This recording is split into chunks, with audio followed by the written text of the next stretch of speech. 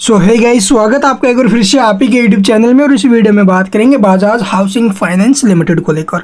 जैसा कि आप लोग देखोगे, बजाज हाउसिंग फाइनेंस में बिग फॉल आज के दिन देखने को मिला। अभी 8% के करीब जो शेयर है वो क्रैश हुआ है। इस क्रैक्शन के पीछे एक्चुअली में रीजन क्या है वो आपको बताएंगे। साथ में आप लोग देखोगे भी Q2 से रिलेटेड जो अपडेट है वो भी आ गई। जहाँ Q2 की जो डेट है, रिजल्ट डेट है वो आ चुकी है, तो वो डिस्कस करेंगे। तो सबसे पहले आप लोग देखोगे गिरावट के पीछे एक्चुअली में रीज़न क्या है। तो आपने देखा होगा हमारी प्रीवियस वीडियो में मैंने आपको कुछ एक अपडेट्स दिए थे भी इसके। एक तो कंपनी ने भी फंड रेजिंग को लेकर अपडेट दिया था, उसके साथ साथ इसके जो भी एयूएम का जो डाटा है वो भी आया Q2 से रिलेटेड, तो वो ठीक ठाक थे भी। लेकिन उसके बाद आप लोग देखोगे भी एक और बड़ी खबर आई थी, इसके ऊपर HSBC की रिपोर्ट आई थी भाई। ठीक है, उस रिपोर्ट के कारण आज शेयर में क्रैक्शन है, साथ में मार्केट का दबाव है भाई। ठीक है, रिपोर्ट तो है ही है, उसके साथ साथ मार्केट का दबाव है। मार्केट में बड़ी क्रैक्शन की वजह से यहाँ पर भी हमें गिरावट देखने को मिल रही है, तो ये भी रीजन है भाई। तो यहाँ पर इन वजहों से जो अभी ये स्टॉक हमें ऊपर से टूटते हुए नजर आ रहा है। तो चलिए रिपोर्ट क्या थी वो मैं आपको दिखा देता हूँ, और इसके अलावा जो और खबरें हैं रिजल्ट रिलेटेड वो क्या वो भी डिस्कस करेंगे।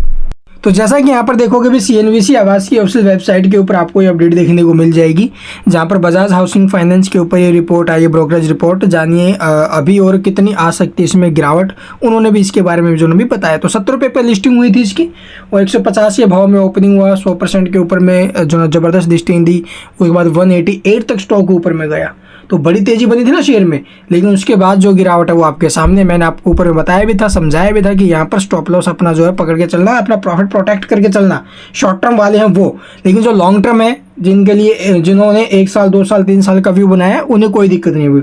ऐसे उतार चढ़ाव आते रहेंगे, नीचे में खरीदारी करते रहेंगे, तो वो उनका अपना जो अभी यहाँ पर नज़रिया है। तो यहाँ पर आप लोग देखोगे भी ब्रोकरेज फर्म HSBC ने बजाज हाउसिंग फाइनेंस की हाल ही में लिस्टेड हाउसिंग फाइनेंस सब्सिडरी एक रिपोर्ट जारी की है भाई। ठीक है, इस रिपोर्ट के मुताबिक company Bajaj housing finance limited पर कवरेज शुरू किया है, जिसमें रेटिंग को जो अभी कम किया और 110 रुपये का प्राइस टारगेट दिया है भाई। 110 रुपये तक नीचे में आ सकता है, करंट भाव से 27% तक जो शेयर है वो फिसल सकता है भाई इनके अनुसार।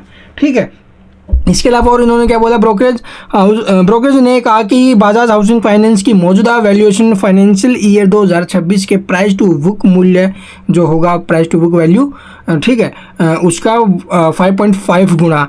और आप लोग देखोगे फाइनेंशियल ईयर 2026 के प्राइस टू अर्निंग रेशो का देखा जाए तो 44 गुना है। जो मैनेजमेंट तहत एसेट यानी कि MOU, ठीक, सॉरी भाई, मैनेजमेंट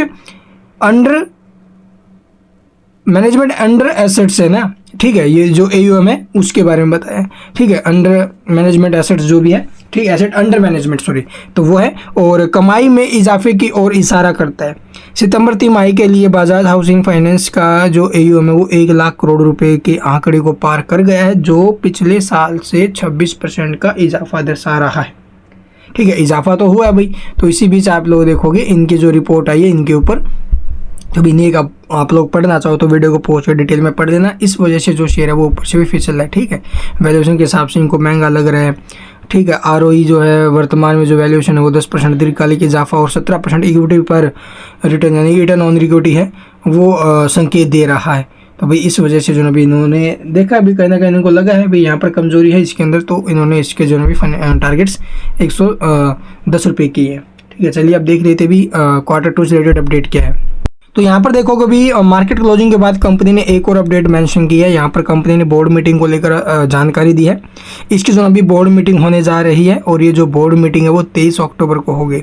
ये यहाँ पर देख सकते हो भी इसकी जो बोर्ड मीटिंग है वो 23 अक्टूबर को होगी, क्योंकि 23 अक्टूबर को कंपनी अपने जो रिजल्ट्स वगैरह हैं वो डिस्क्लोज करने जा रही हैं। तो यहाँ पर 21 अक्टूबर है। तो यहाँ पर देख सकते हो विल बी हेल्ड ऑन, जो कंपनी की जो मीटिंग है डायरेक्टर बोर्ड ऑफ डायरेक्टर की, यहाँ से आप लोग देखोगे notice is here bye given that the meeting of the board of director of the company will be held on Monday 21 October 2024 inter Alia the consider and approve the unaudited standalone and financial results of the company. तो quarterly results इसके कब आएंगे?